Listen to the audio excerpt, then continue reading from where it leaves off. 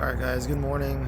A little bit different video here. I wanted to record this. I'm actually at a space. If you can see where I'm at, I'm looking at a new space right now. And so I'm waiting for the realtor to show up. But this is the exterior of the space that I'm looking at, both units D and unit C. I think one of them is about 10,500 square feet and the other one is about 8,600 square feet. So I'm here just to take a look at this space to see the possibilities of moving the print farm into a bigger space for next year. Again, just looking around, seeing what's around the area. This is about 10 minutes away from where the current print farm is.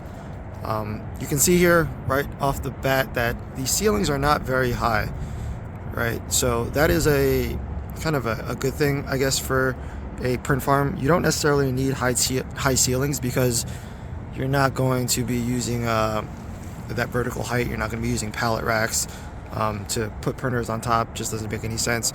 You typically want it to be at least 8 to 10 foot ceiling so that you can at least put stuff on top of the racks, and you don't need like a step ladder or anything like that.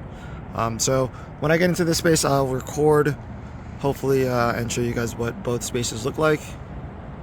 Also, you will notice that these are not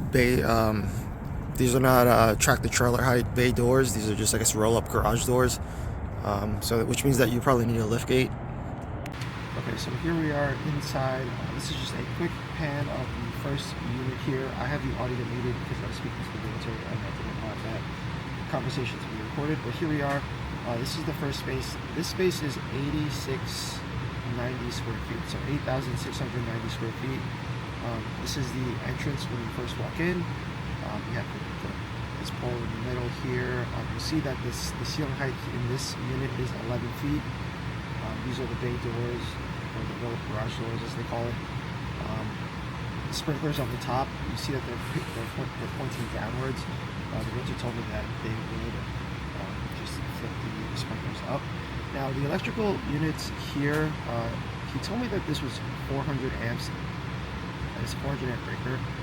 But when I looked on the listing, it only showed 200 amps at 480 volts. I don't know why there's two panels, but if somebody could maybe share some insight on that, that'd be great. Two bathrooms. This is a quick walkthrough. I'm going to have another clip inserted at the end of this that does a kind of another full walkthrough. There's also this space in the back here that has a little bit higher ceilings, but this is just kind of a separate space. There's nothing over here. No bathroom. There's actually no electrical outlets on this side either, which I didn't realize until after the fact. And I guess you're going to run electrical from the other side of the space all the way over here. But yeah, this space, this is me just talking to him about the sprinklers. As you see, they're downwards. He did tell me that they would flip them upwards if you do get into the space. So here is another just kind of full walkthrough. Again, 8680 square feet. And I will put the amount of how much this space cost on the screen in just a little bit. So here in New Jersey we have, actually let's talk about the electrical here. So this is a kind of a slow down of the electrical. So this is a 200 amp main panel. And then there's another sub panel, I guess. Again, I'm not super familiar with the electrical setup, but I did clarify with him that he said that there's only 200 amps at 480 volts and it's 3-phase electrical. So here's another panel. I guess this is a sub panel. I'm not exactly sure why there's two panels. But if anybody saw anything there that they can chime in on, please let me know. Over here again, we just have two bathrooms. I guess one was for women's and one was for men's. Because one side has a urinal, the other side, the side of the urinal looking at here does not. Yeah, nothing too crazy with the bathrooms. Right. The only other concern I had about this space was there's no ventilation. They did put new AC and heating in here, but there was an old duct right here that I'm showing you right here on top that's not being used. That was for the old AC unit that's on the roof. So I asked them to see if they could maybe possibly install some sort of airflow / ventilation system And here is just again the back room. The lights are off, so that's why it's a little bit darker right now.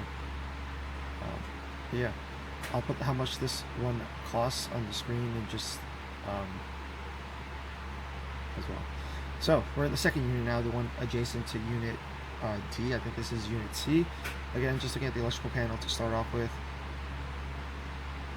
And this is the space. So this space is significantly bigger. Well, not significantly. It's 10,500 square feet. This one has 14-foot ceilings. So this is the entrance. Here you have roll-up garage doors, 2 bathrooms, and then when you walk into the other side, it's a giant warehouse space, and then you're going to have offices as well. So this spot cost, I'm going to put on the screen again, this one was, I believe they're asking for $15 or $15.50 a square foot. And then you have what's called CAM, or the common area maintenance. So that's kind of like the property tax, building maintenance. So that's an additional price per square foot on top of what you would be paying for rent. So sometimes you call it CAM, sometimes you call it triple net.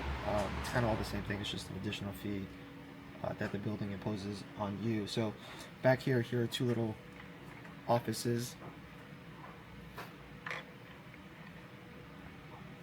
Nothing too crazy. This one was carpeted. This one was also carpeted. Yeah, so 2 offices there, and then there's another separate area in this little corner here as well that has a little bit more office space if you needed it. Again, 14-foot ceilings in this spot, so that's why it's a little bit more expensive because of the ceiling height that you get. Here's another bathroom. So they have, was that 3 bathrooms in this space, so it's a fairly sizable location. Again, I think this space is a little bit too big for what I was looking for, so I kind of told them right at the end, is like, you know, I'm not really interested in this space, especially because I don't need high ceilings, and I don't need to pay a premium for the high ceilings.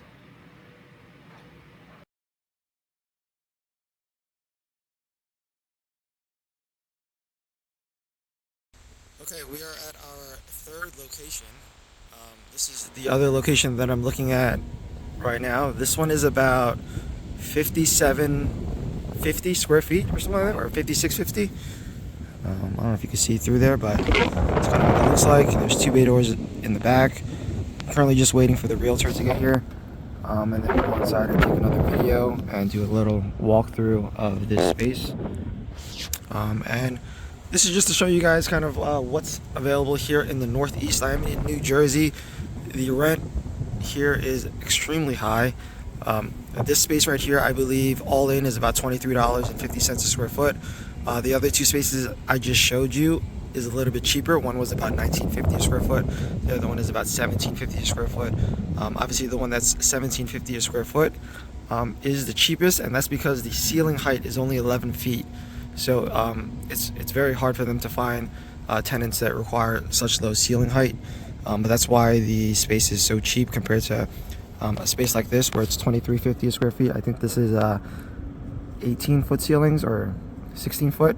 Not exactly sure.